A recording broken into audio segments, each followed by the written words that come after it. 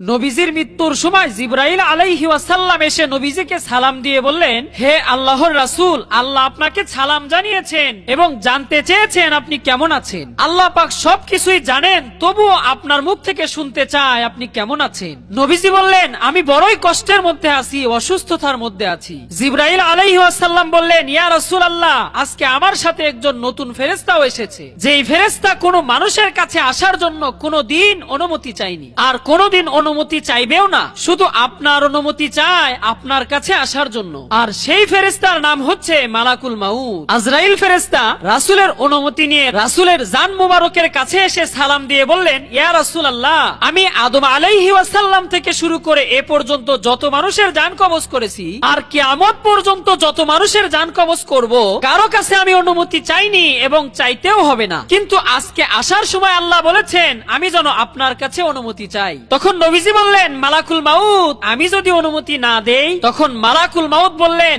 আল্লাহ বলেছেন যদি অনুমতি না দেয় তাহলে তুমি ফিরে আসবে। আল্লাহু আকবার।